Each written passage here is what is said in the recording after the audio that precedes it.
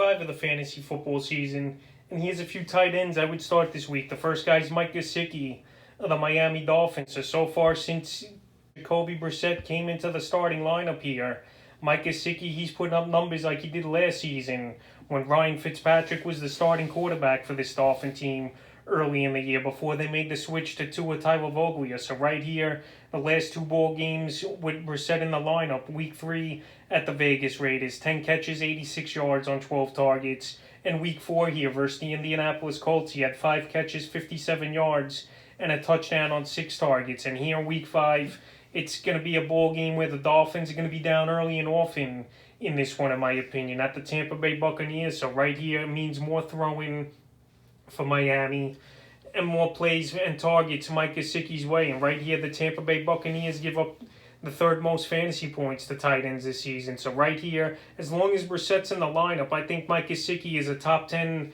tight end each and every week that you could have confidence playing in your lineup. But once Tua comes back, I think it's a little bit different here because Tua, he looks to run more than anything, and the Dolphins play pretty conservative. So right here, as long as Brissett's in the lineup, like I said, Gesicki's pretty much in each and every week start, and this week I like him a lot with the matchup and how the game script will go. The second tight end is Jared Cook of the Los Angeles Chargers. So right here, Jared Cook, he had a great ball game in week 4 versus the Vegas Raiders where he went off in that one was Cook. And Cook, he's available right now in 52% of fantasy leagues. So in that week 4 ball game versus Vegas, 6 catches, 70 yards, and a touchdown. He was everywhere. He was making acrobatical catches in that ball game versus Vegas. And right here in week 5, it's a little bit of a tough matchup versus the Cleveland Browns, who give up the 8th least amount of fantasy points to tight ends. But right here, Justin Herbert, he had confidence throwing a Cook in that ball game. And as the weeks go on, these guys are going to build more of a rapport, in my opinion. So right here, Jared Cook, decent matchup.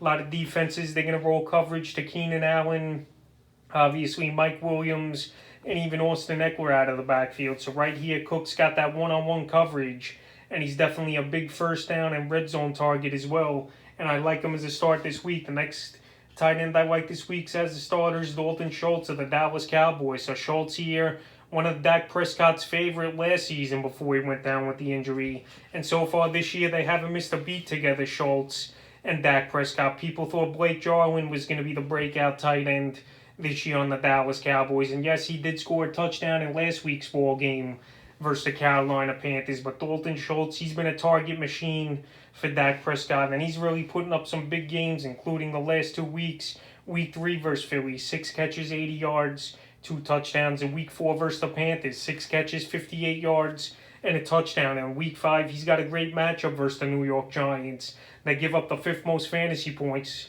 to tight ends. And right here, Dak Prescott, throughout his career, he's on the New York Giants. I think his career record's 7-2 or something. And right here, he wants some revenge on him, even though it was an accidental injury last season that his ankle popped out on a type of a horse collar move. But right here, Dak Prescott, he's been on fire so far this season, and Dalton Schultz has been a big part of that success so far. So right here, I think Schultz in this ball game gets 50 or 60 yards and finds the end zone once again. The next tight end I would start this week's Noah Fant of the Denver Broncos. So far, Noah Fant this season's been very solid, and last year he was pretty good as well until he was banged up on and off with the injuries, is Fant. So the last 2 games for him, week 3 versus the Jets, it wasn't a great game. 2 catches, 15 yards, but he redeemed himself in week 4 versus Baltimore. 6 catches, 46 yards, and a touchdown. In week 5 at Pittsburgh, I think he has another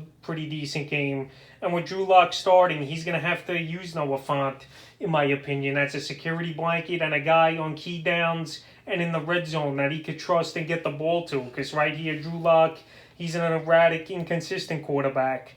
But I think he counts on Cortland Sutton, like I mentioned in my other start video for receivers, and Noah Fant in this one. And I think Fant could get 40 or 50 yards and find the end zone as well, even though the Pittsburgh Steelers give up the 11th least amount of fantasy points to tight ends. And the 5th and final tight end I would start this week, Dawson Knox of the Buffalo Bills. So him and Dalton Schultz, big pickups this week on the waiver wire. And Dawson Knox, he's become a Josh Allen favorite, especially in the red zone this season here. So right here, Dawson Knox the last 2 weeks, some big ball games. Week 3 versus the Washington football team, 4 catches, 49 yards, and a touchdown. In Week 4 versus the piss-poor Houston Texans, 5 catches, 37 yards, and 2 touchdowns. And here in Week 5, he's got a good matchup at the Kansas City Chiefs.